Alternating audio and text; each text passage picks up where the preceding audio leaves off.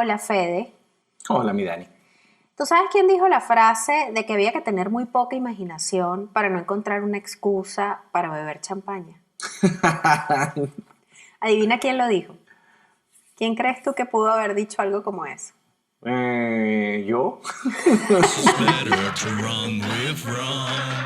Culturizando presenta Cosas muy importantes con Daniela y Federico. Tú en otros tiempos, quizás. Sí. No, fue Oscar Wilde, no fuiste tú. Fue Oscar Wilde, que evidentemente era un gran bebedor de champaña y un tipo súper interesante además. Ay, pobrecito Oscar. El gran Oscar Wilde. ¿Quieres hablar de cócteles? ¿Quieres tener una noche de alcohol conmigo? Eso suena a propuesta indecente. Sí. ¿Sí? No, por supuesto. Mira, Hablemos de alcohol, Federico. fíjate que curiosamente aquí encontré un libro que nosotros compramos recién casados. Ok, Tiene 14 años con nosotros. imagínate. Libro de cabecera del hogar.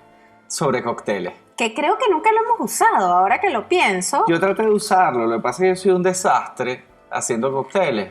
No, es que no es tanto un desastre haciendo cócteles, sino un desastre siguiendo instrucciones al pie de la letra. Sí, Y yo creo que la coctelería, parte del secreto es seguir las instrucciones al pie de la letra. sí, exacto. O sea, cuando vas a preparar Es una- un cóctel clásico. Es una ciencia. Y está muy medida, porque de pronto un poquito más de una cosa o de otra puede cambiarlo Se todo. pierde el equilibrio, porque realmente el secreto de un buen cóctel es el equilibrio Así entre es. los sabores. Así es. Nosotros, curiosamente, ya no somos personas tan bebedoras como quizás éramos en nuestros años de juventud, pero Mira, creo... tampoco estamos tan viejos. Bueno, no estamos tan viejos, pero no somos tan bebedores. Eso sí tenemos que reconocer. Sí. Pero sí sabemos disfrutar un buen vinito y lo que es un buen cóctel. De hecho, creo que cuando no tomas tanto, te permite disfrutar esos momentos como con más detalle, ¿no? Y saborear mejor y qué sé yo. Sí, y con los años, a mí particularmente me ha pasado que cuando ya el fin no es estar ebrio, Claro, sino pasar el rato, claro. porque eso cambia. Sí, eso Ca- cambia con la edad. Cambia con la Bueno, edad. no en todo el mundo, ¿eh? Más adelante vamos a contar unas anécdotas de gente que Pregúntale a Bukowski. no. Sí, o a Hemingway. O a Hemingway. Bueno, ¿qué tal si empezamos con el origen de los cócteles? Ay, es curiosísimo el origen de la palabra en sí, de la palabra cóctel. Y yo me voy al origen de las palabras porque, bueno, tú sabes yo y mi obsesión con el tema de las palabras, ¿no? Y no se sabe a ciencia cierta de dónde viene la palabra cóctel. O sea, viene del inglés que significa cola de gallo. Según el diccionario de Oxford, tiene origen algo así como en el siglo XVII. Sí, y cola de gallo se le decía al corte que le hacían a las colas de los caballos, que Exactamente. quedaban como paraditas, que eran los caballos que llevaban los carruajes. Exacto, que no eran los caballos pura sangre, sino que agarraban a como los otros caballos, pues los que no eran como los más fuertes ni los más puros, y los utilizaban para, ¿cómo se Jalar. llama? Sí, como carretas, ¿no? No para las carreras. Entonces de ahí Los chuchos, pues. Sí, los chuchitos, pues. De ahí pasó a referirse como decir alcoholes que no eran puros, sino que eran combinados. Ok. De ahí supuestamente viene la analogía a raíz de que se le decía el cóctel a los caballos con la colita cortada. Pero hay varias historias del origen de la palabra cóctel. La más acertada o la que más defienden los estudiosos del tema es la versión de que viene de los franceses. Como siempre, los franceses peleándose con los ingleses, unos dicen que no, que es de ellos, los franceses dicen no, que es de ellos, en fin. Se cree que el origen del cóctel, de la palabra cóctel como la conocemos, viene de la región de Burdeos, donde se servían unas mezclas de licores en unas jarras que se llamaban coquetel, Claro. y que de ahí viene el cóctel. Sí, bueno, eso tiene más lógica que lo otro que yo leí, que provenían de una historia de una princesa mexicana, Ah, sí, pero es que ahí no cuadran ni los tiempos. Soctil, Soctil es con X, Ajá. Soctil, Soctil. que le ofreció una bebida combinada a un huésped americano y él confundió el nombre de la princesa Con lo que se estaba tomando. con lo que se estaba tomando. Pero, Sí, pero no, eso no tiene... la han desmentido porque dicen que no coincidía la época de un emperador con nombre de mujer que se llamara Soxil, junto con un soldado estadounidense. O sea, no hay Sí. un momento histórico válido en el que se pueda hacer Sí, referencia de esta historia. es como que Napoleón hubiese llegado a Waterloo montado en una Land Rover. Sí, es como medio jalado los pelos eso. A mí me parece También- una versión de Rápido y Furioso lo que acabas de decir, pero bueno. Mira, no se sabe, o sea, también otras personas dicen que tiene que ver con una cuchara que se utilizaba para las mezclas. Ah, sí, que era como con la que mezclaban los medicamentos. Exactamente. Era como una cucharita larga, Sí, que supuestamente viene de ahí. También se habla de que viene de las peleas de gallos y que era como que el trago que se tomaba, o sea, eran los licores que se tomaban cuando la gente iba a ver las peleas de gallo, pero yo creo que las versiones... la francesa es como la más coherente, y la inglesa, que es la que está en el diccionario de Oxford, que es la que habla de la cola de los gallos y le hace la referencia a los caballos y a los licores mezclados, licores que no fueran puros. El hecho es que estamos hablando del siglo XVIII. Ujú. O sea, ahí es cuando más o menos empieza a hablarse de cócteles y Exacto. bebidas mezcladas. Se puede considerar que ahí está el nacimiento de lo que es la coctelería. Pero fíjate que el mismo Charles Dickens habla de cócteles en uno de sus libros. Es verdad, también se le atribuye a él parte del origen de la palabra con el significado que conocemos hoy en día. Además, para nadie es un secreto que Dickens fue un pionero en la Inventando creación de palabras. exacto, de palabras, de términos, de Había otra expresiones. de Dickens. Hay muchísimas. Sí, es Es más, yo creo que Dickens da para un episodio completo de cosas muy importantes, nada más de palabras Y de niñitos y, huérfanos. y de sufrimiento, de palabras y sufrimiento creado por Charles Dickens. Así se va a llamar ese episodio. Seamos miserables con Dickens. Exacto, cosas que hizo Dickens. Ujú. Pero ese no es el de hoy. El de hoy es de cócteles, señores. Estamos hablando de alcohol. Hoy es una noche de alcohol con Federico y Daniela en cosas muy importantes. Alcohol. Cosas muy importantes. Pero sabes que yo quería conversar contigo, Federico, porque tú me estuviste contando sobre el auge, caída y resurgimiento de los cócteles. Sí, el cóctel es como el ave fénix, Sí, de repente pasa de moda o la gente no Sí. tiene tiempo para estar en eso, el mundo como está la muy cerámica en las ocupado. casas, más o menos. Exacto, sí, como la fórmica en los muebles en los años 80. Y de repente vuelve otra vez y Ujú. se ponen de moda y hay tragos que marcan como épocas, ¿no? Sí, o sea, si empezamos realmente desde el siglo XVIII, ya existían obviamente mezclas. Ujú, Y eso fue desarrollándose ujú. hasta llegar a los grandes hoteles de París y de las grandes ciudades en donde empezaron a practicar mucho la coctelería y se hicieron muy populares. Exacto. Pero ¿qué pasó? Llegó la Primera Guerra Mundial y nadie tenía tiempo para estar haciendo No, coctelitos. las prioridades del mundo cambiaron. Podemos entenderlo cuando uno está viviendo situaciones como la que estamos viviendo ahora, que las cosas cambian de repente, de la noche a la mañana. Y sobre todo Europa queda como por fuera de este asunto de los cócteles y ellos vuelven otra vez a la vida, por decirlo de cierta manera, con la prohibición en Estados Unidos. Ok. ¿Qué pasa? Tuvieron que ponerse creativos. Se reinventaron, como estamos nosotros ahorita con la cuarentena. Ujú. El alcohol casero que hacían sabía a rayos y centellas y no había nadie que pudiera tomar el alcohol que se producía Claro. a secas. Entonces se puso muy de moda las mezclas con jugos y cuantas cosas se les ocurría las mezclaban precisamente para poder tomárselo porque sabía muy mal. Claro. Y eso funcionó hasta que llegó la Segunda Guerra Mundial. Otra vez nos fuimos a guerra y nadie tenía tiempo de estar preparando cócteles. No, o sea, si tú conseguías una botella te la pulías así como estaba. Claro. Es más, mientras más puro mejor, porque el Por mundo era un supuesto, sitio rascaba terrible. más El mundo era un sitio terrible en esos años y, y pues- había que apurarse, lo mejor era el último trago. Ay, qué horror. El hecho es terminar la Segunda Guerra Mundial y casi, de hecho, pasan 20 años, Ujú.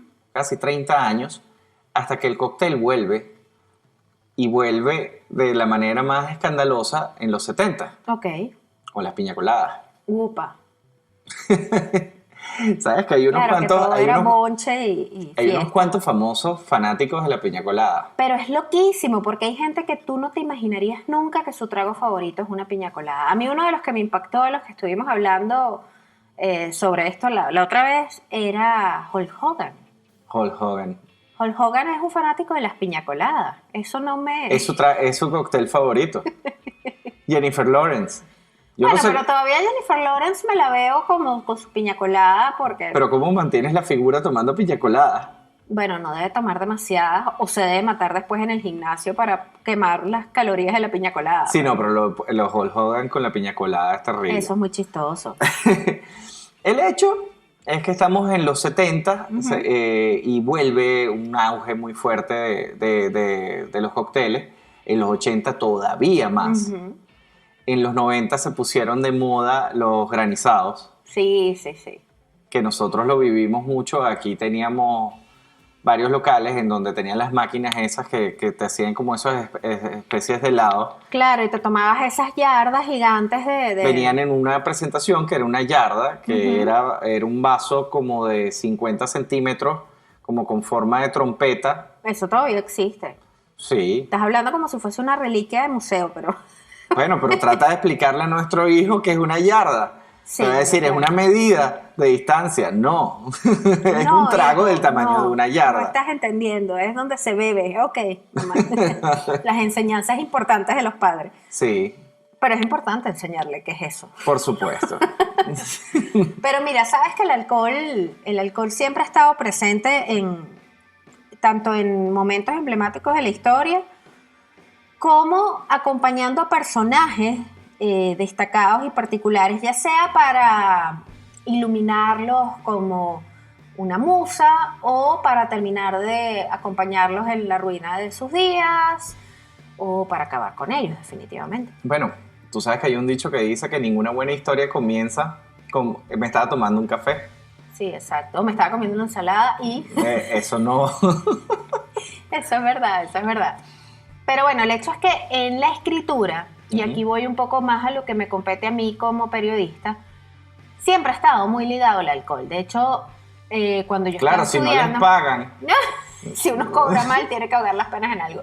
Pero bueno, el hecho es que cuando uno está estudiando la carrera de periodismo, por lo menos cuando yo la estaba estudiando en mi época, se contaba mucho la anécdota de las salas de redacción, las grandes salas de redacción de los principales medios impresos, donde después de cierta hora, quienes quedaban haciendo como el cierre con las noticias de última hora, no sé qué, solían tener botellitas de licor escondidas y se bebía mucho en las salas de redacción. De hecho, es muy común esa figura, Del ese periodista estereotipo alcohólico. del periodista alcohólico o el periodista bebedor y no sé qué.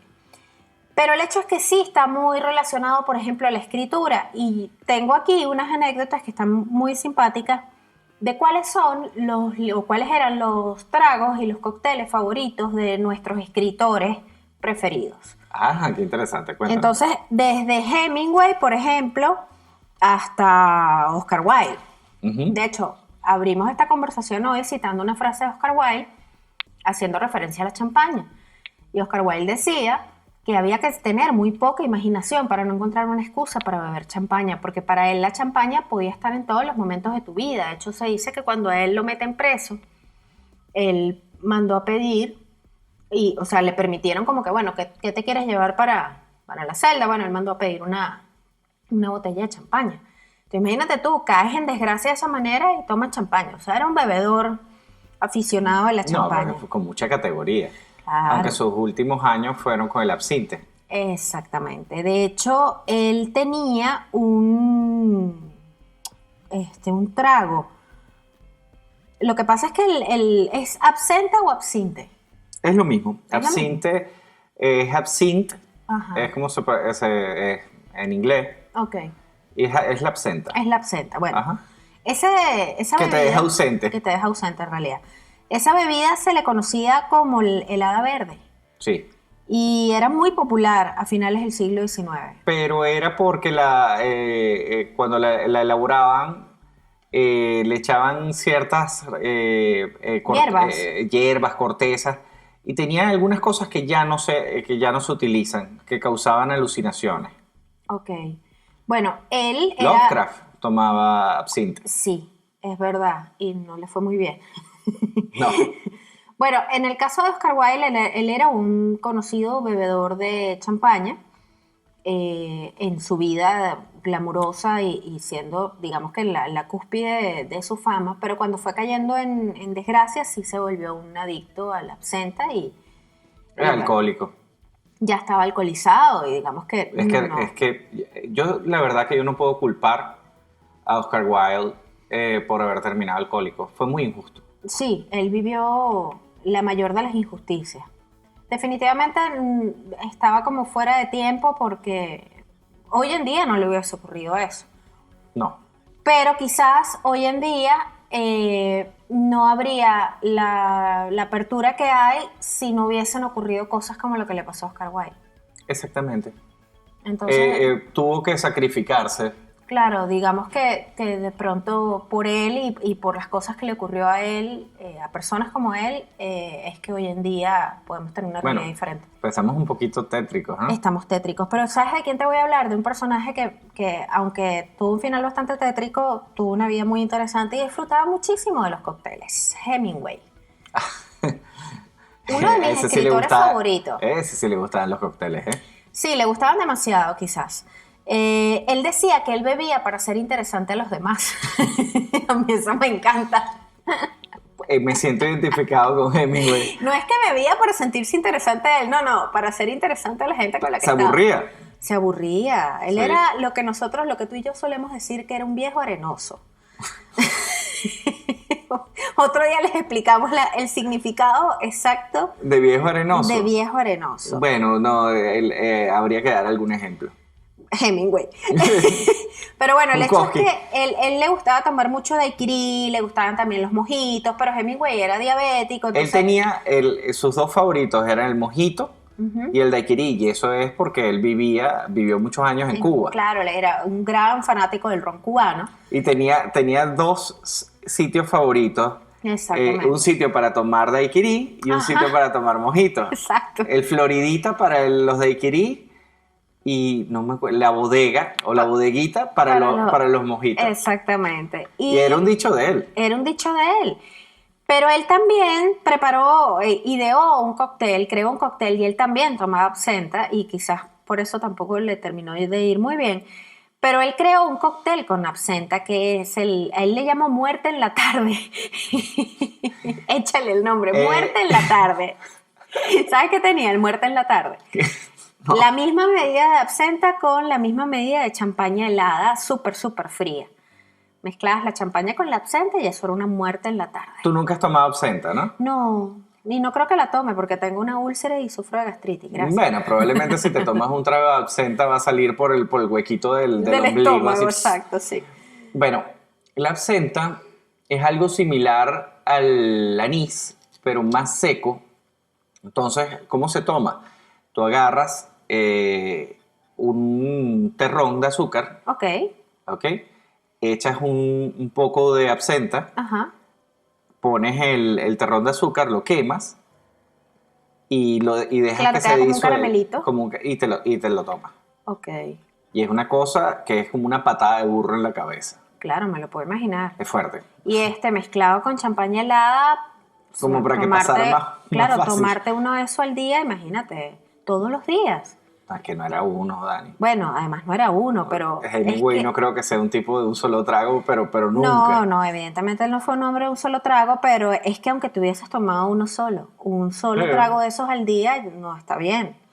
En fin, ese era el trago creado por Hemingway.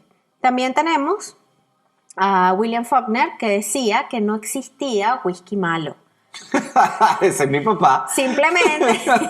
Simplemente decía que había unos whisky como que mejores que otros, pero que no existía whisky malo. Y él acostumbraba a tomarse un whisky todas las noches antes de escribir, a lo que él le agregaba menta. O sea, para él la combinación ideal era el whisky con menta. Él preparaba un trago que era whisky, Ok. azúcar, hielo picadito y menta. Está Suena simpático. bien, Está ¿verdad? simpático, sí. Está comedido, no, exacto. Bueno, comedido si lo ves como, o sea, Un solo whisky un en solo la whisky noche. que vas a probar, vas a salir a tomarte algo. Bueno, esta noche me voy a tomar un whisky de estos como el que se tomaba William Faulkner. No te lo tomes como William Faulkner porque significa que te vas a tener que tomar un whisky de eso todas las noches y no te va a ir bien. No, pero un whisky en la noche no te va a hacer absolutamente nada. El problema es que son muy pocas las personas que se quedan en un trago. Claro, eso es lo delicado de este asunto. Sí, bueno, como... Es complicado hablar de cócteles y tratar de crear conciencia al mismo tiempo, pero bueno, vamos a No, intentarlo. ya en mi caso ya no... que la gente haga lo que quiera hacer.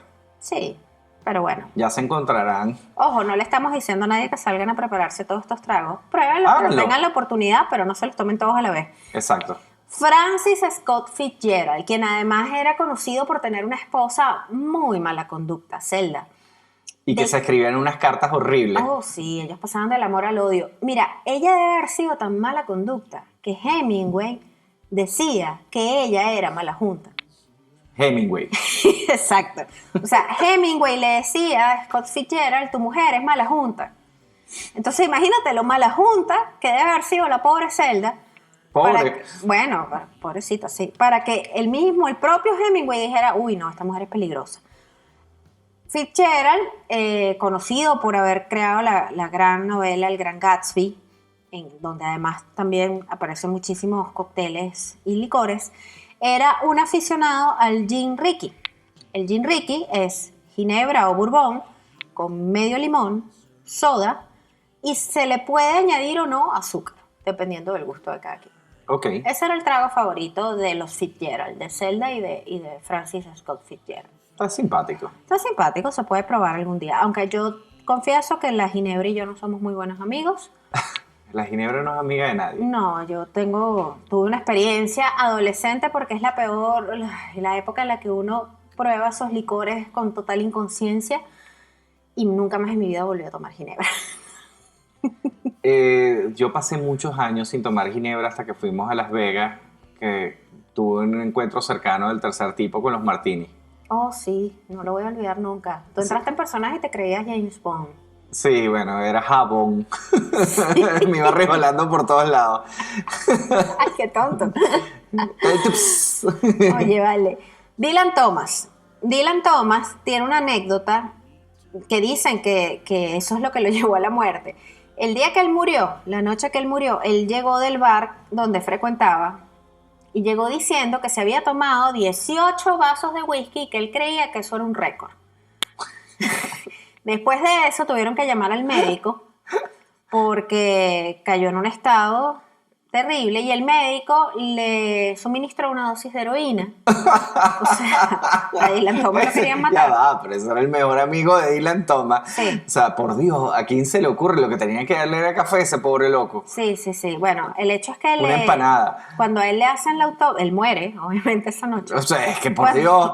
Cuando él le hacen la autopsia, se revela que tenía neumonía y había sufrido un accidente cerebrovascular, algo así. El hecho es que se lo atribuyen a la heroína, no al alcohol, pero estamos hablando de una persona que venía... Los dos son depresores del sistema nervioso. Exacto. O sea, básicamente, ese hombre llegó prendido en candela y el médico le echó una jarra de gasolina. Sí, eso fue básicamente lo que pasó con el Con pobre Dylan Dylan Thomas. Ah, Pero bueno, Bukowski. Vamos a otro bebedor. viejo arenoso. Ah, sí, buscas viejo arenoso en el diccionario, te aparece una foto de Bukowski. Sí. Bukowski no era precisamente conocido por ser un hombre muy refinado ni un gran galán. Y no tenía mucho tacto realmente. No tenía mucho tacto. De hecho, él tiene un poema que es algo así como que el poema para la chica que hace striptease.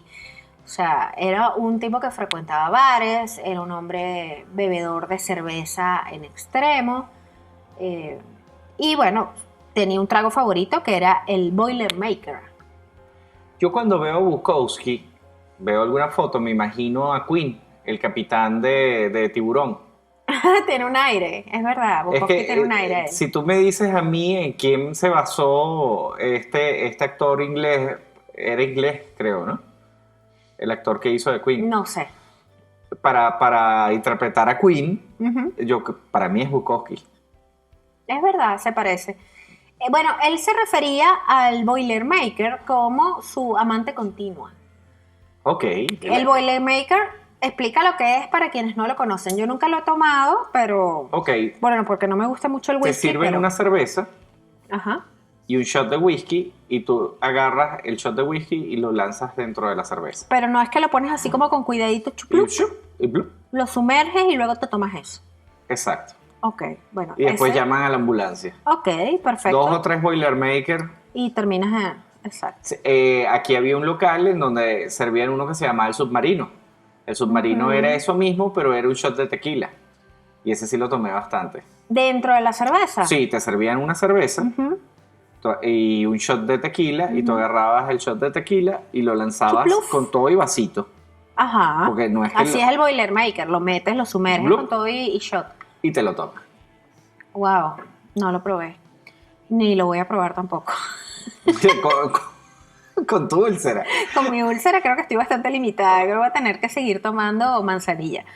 Pero bueno, ese era Bukowski, el bebedor de Boilermaker. Otro aficionado a la bebida, entre los escritores célebres que te tengo aquí, está Capote.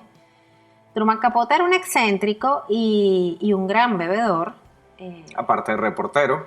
exactamente, y un genio de la escritura. Él bebía destornilladores. El Bueno, destornillador eso sí lo- es un clásico, pero él lo hacía llamar su juguito de naranja. Esto es un juguito de naranja. Él se refería al destornillador como tráigame un juguito de naranja. Ya todo el mundo sabía que el juguito de naranja al que se refería a Capote tenía una mezcla de vodka con la misma porción de naranja y bueno, una Yo rodajita tuve- de naranja. Tuve un conocido, porque ya murió, que era alcohólico. Ok. Y cuando se levantaba en las mañanas le temblaban tanto las manos que para coger mínimo tenía que tomarse un destornillador en la Ay, qué mañana. horrible. Pobrecito. Sí, bueno. Pobrecito. Bueno, el hecho es Nadie que... te obliga a eso. No. Yo no sé si fue un tema de moda, pero aquí durante los 90, finales de los 90, estaban muy de moda los destornilladores. Tú- Porque es muy sencillo de hacer. Cualquiera te puede agarrar jugo de naranja y echarle vodka o ginebra. Claro. O sea, Pero era lo que se tomaba de hecho, probablemente lo que trató de matarte a ti de chama era un destornillador. cuando tuve una mala experiencia, una oscura experiencia con la ginebra. Sí. Probablemente. Entonces, claro, es que la ginebra se tomaba con Con jugo de naranja, es verdad. O vodka. O sea, Con jugo de naranja. son los destornilladores. Es verdad. Que te destornillan la Fíjate, tapa del cerebro. es curioso cómo los escritores están tan ligados al tema del alcohol y por eso muchos terminan alcoholizados y con unos desenlaces terribles.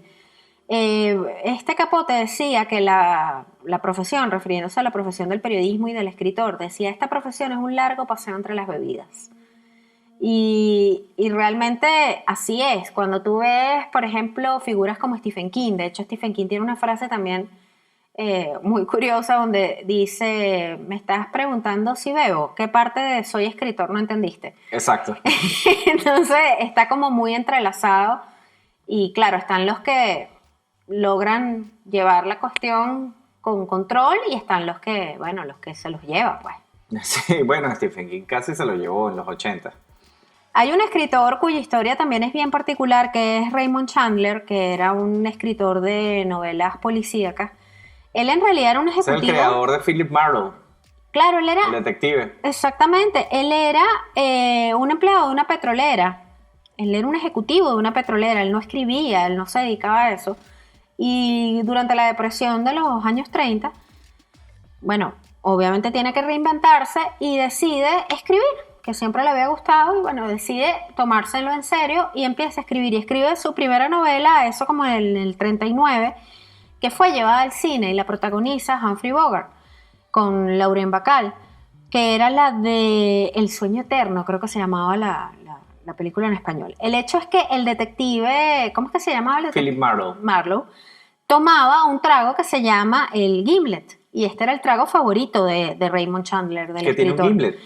Tiene ginebra y jugo de limón en partes iguales. Es como el destornillador, pero en vez de tener jugo de naranja y vodka, es ginebra con jugo de limón. Eso debe dar una acidez horrorosa, por cierto. Yo aquí pendiente de mi úlcera. Pobrecita. Tampoco así, vale. No, pero sabes que hablando de Humphrey Bogart, hay una anécdota muy buena que me acabo de recordar, que es que él se salvó de contraer malaria por su alcoholismo. Esas cosas locas del mundo. Él no tenía tamaño para lo que bebía. Sí, él estaba completamente alcoholizado cuando lo llama este director John Huston. Ujú. Para que... Ese es otro. Exacto. No, pero es que esta anécdota es chistosa Él porque... es el papá de Angélica. Sí, y la anécdota es chistosa porque este John Huston lo llama y Humphrey Bogart tranca el teléfono y le dice a la esposa, le dice, me llamó el monstruo que quiere que vaya a rodar en plena selva africana con 40 grados a la sombra en una aldea plagada de mosquitos, rodeada de animales salvajes y naturalmente he aceptado. Él le decía el monstruo a John Huston, porque era su compañero. Él decía, esta era la única persona que conozco capaz de beber más whisky que yo en una sola tarde. De ese rodaje, todo el cast, Katharine Hepburn, que era la coprotagonista, todos se enfermaron de disentería. Esa es la reina de... No sé, de África. La reina de África. La reina de África. Todos Africa Queen. Ajá. Era el bote, se llama el Africa Queen, y él es el capitán del bote. Bueno, todos se enfermaron menos Bogart y Huston, que en ningún momento tomaron agua. De hecho, dicen que estaba todo el elenco y todos los trabajadores en la película alarmados porque decían, este señor se va a morir, porque en las mañanas se enjuagaba la boca, en vez de cepillarse los dientes y enjuagarse con agua, se enjuagaba con whisky. ¿Sabes que fue bastante inteligente? Claro, se salvó. Sí, por supuesto. De hecho, había un amigo de mi familia que si tú le preguntabas si quería agua, él decía que el agua daba bilharcia. Ay, Dios mío. Y agarraba y él viajaba con una carterita. Uh-huh. Era como los canguros. Como los koala. Como el koala. Ajá. El koala, el canguro. Sí, yo que canguro, chicos. Ajá. Bueno, pero era de cuero y él tenía en ese cangurito un montón de botellitas de whisky de esas que te daban en los aviones. Ok. Y para dónde iba, él llevaba sus carteritas como si fuese la cartuchera de los policías, pero siempre llena de botellitas de whisky. ¡Qué horrible! Yo todavía recuerdo que él me invitó a Disney. Ajá. Cuando entramos en el parque, él nos dijo, mira, carajito, tráigame un refresco, y se toma la mitad. Y nosotros, bueno, está bien, le decíamos Lele. Está bien, Lele, nosotros vamos, agarramos, compramos la Coca-Cola grande, nos tomamos la mitad y él agarró, se fue para una esquina, lo destapó y le tiró 3 botellitas adentro. Y después nos dijo las clásicas palabras, porque este parque y este ratón no lo soporta nadie sobrio. ¡Ay, qué horror! Estamos hablando que era un viejo arenoso, Ajá. como de 70 años, como con 4 o 5 chamos que iban entre 12 años y 16 años. ¡Qué horror! ¡Qué horror! Bueno, síguenos contando de los escritores. Seguimos con los escritores. Jack Kerouac. A mí me encanta Jack Kerouac y nunca me hubiese imaginado que era un gran bebedor de martinis. De margaritas. De margaritas. Jack Kerouac le encantaban las margaritas. Con lo gris que es su obra. Sí, o sea, bueno, yo no diría gris, no sé. Oscura.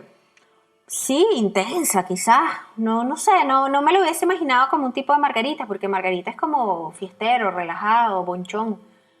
Sí. Pero bueno, Kerouac era un bebedor de margarita. Tennessee Williams, autor de un tranvía llamado Deseo, de La gata sobre el tejado de zinc caliente, el famoso escritor Tennessee Williams. Él tomaba un trago que se llama Ramos Fizz. El Ramos Fizz lo inventaron en New Orleans en 1888, lo inventó Enrico Ramos, se llamaba el dueño del bar. Se parece salido de por aquí. Sí. ¿Sabes qué tiene el Ramos Fizz? Es un vasito largo. Tú sabes que los tipo fizz cilindro. son cualquier tipo de bebida alcohólica con soda.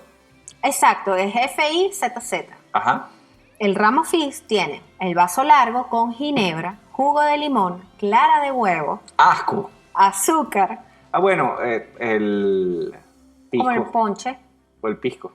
Sí, bueno. Azúcar, agua de azahar y soda. Era un azar tomar eso, ¿eh?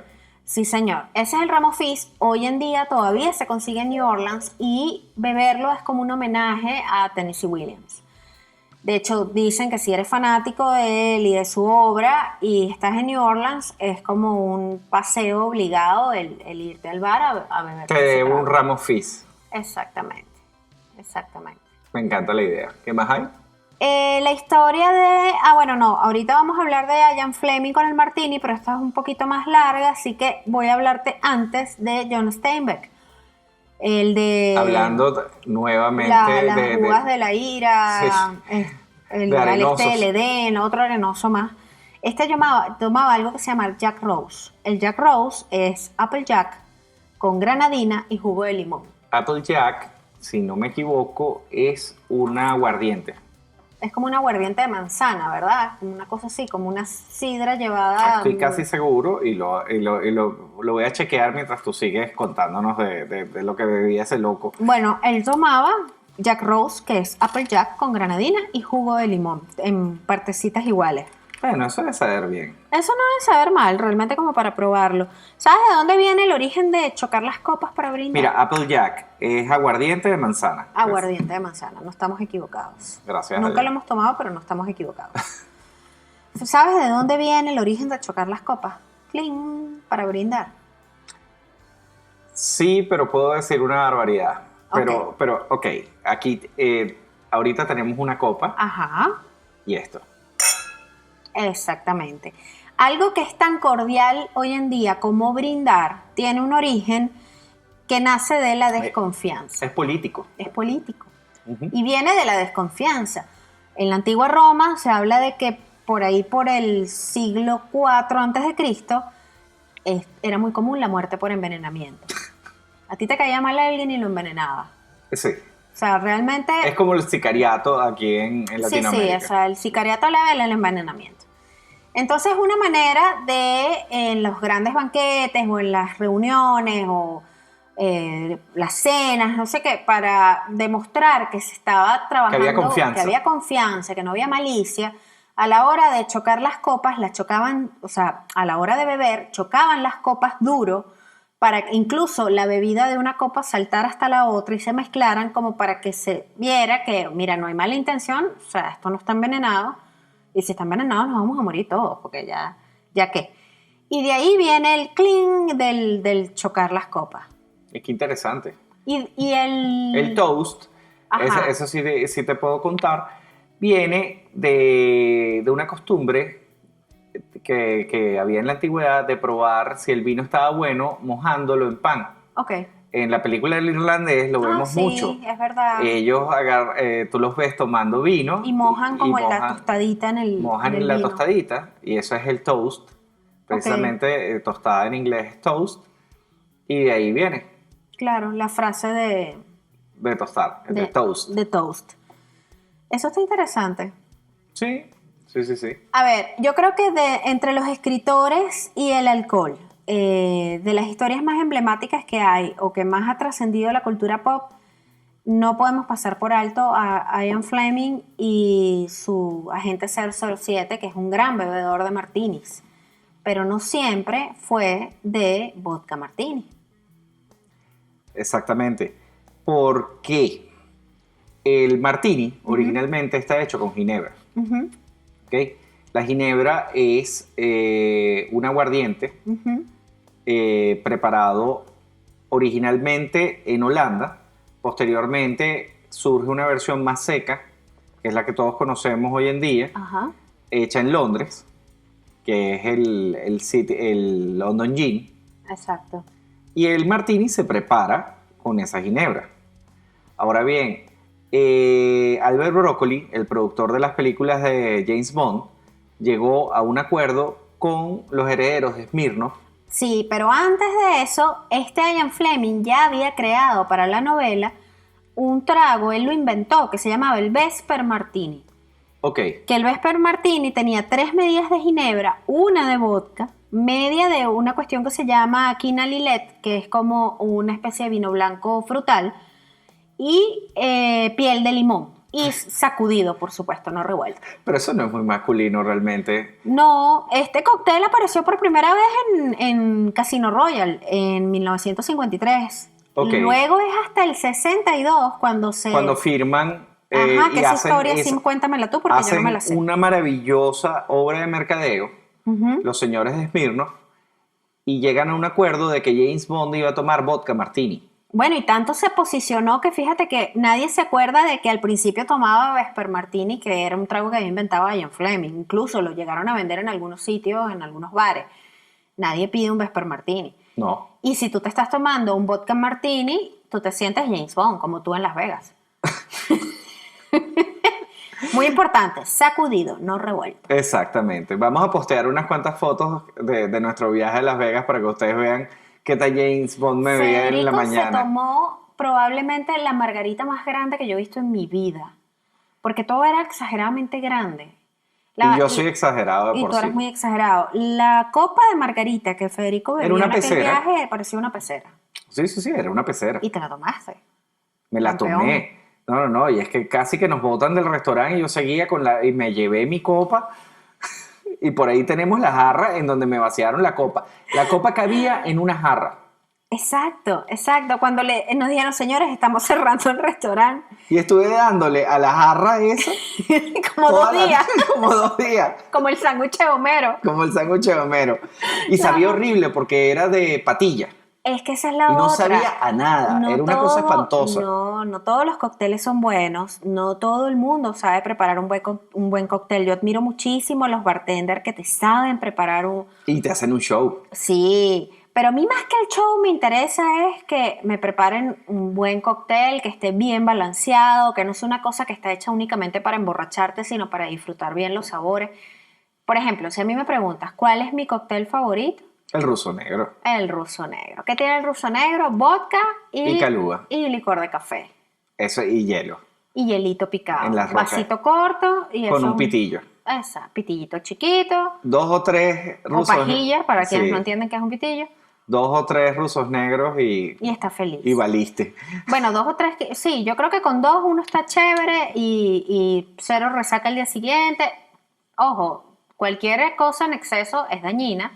Pero prueben el ruso negro. Pero Se los recomiendo. Si nos preguntan un trago, el ruso negro, sin duda, es delicioso. Otra cosa, sí, fascinante son los rones y yo creo que vamos a dejar una próxima entrega para hablar de rones porque nosotros tuvimos la experiencia maravillosa de tener 2 catas de ron personalizadas, exclusivas para nosotros. No sé cómo tuvimos tanta suerte. No sé cómo tuvimos tanta suerte. Nos Sí, montaron una barra tuvimos completa aquí en un la bar casa. con un maestro ronero que era el gran maestro ronero Que nos no explicó- bebía. que nos explicó y nos enseñó cómo se aprecia bien un ron y eso fue una experiencia maravillosa. Yo creo que eso amerita un especial completo para hablar de rones nada más. Sin contar que aquí en Venezuela tenemos unos rones maravillosos. Sí, por supuesto. Entonces, ¿alguna reflexión para finalizar, Federico? Pruébenlos. Exacto, pruébenlos. Y una cosa muy importante, nosotros vamos a postear en nuestras redes. ¿Cuáles son nuestras redes, Dani? @cosas muy importantes y @culturizando, también por ahí nos pueden encontrar. Vamos a aprovechar precisamente de postear unas recetas de lo que vendrían siendo los cócteles clásicos, con los Exactamente. tips de los grandes bartenders del mundo de cómo deberían prepararse. Vamos a dedicar toda esta semana a partir del estreno de nuestro 7º episodio para compartirle a ustedes los cócteles clásicos con un poco de su origen para que conozcan también su historia y las recetas para que también las preparen. Perfecto. ¿Te parece bien? Vamos, salud. Bueno, salud. Esto fue otro episodio de Cosas Muy Importantes. Somos Daniela. Y Federico. Y nos pueden seguir por @cosas muy importantes. Recuerden que nos pueden escuchar en cualquiera de sus plataformas de podcast favorita. Y bueno, recuerden que esto es para mayores de edad, señores. Aquí no queremos muchachitos bebiendo, ¿no? Tan claro. Y bueno, síganos, coméntenos, compartan y háganos llegar sus sugerencias y sus comentarios. Adiós. Culturizando presentó Cosas Muy Importantes con Daniela y Federico. Culturizando Original. Una producción de culturizando.com.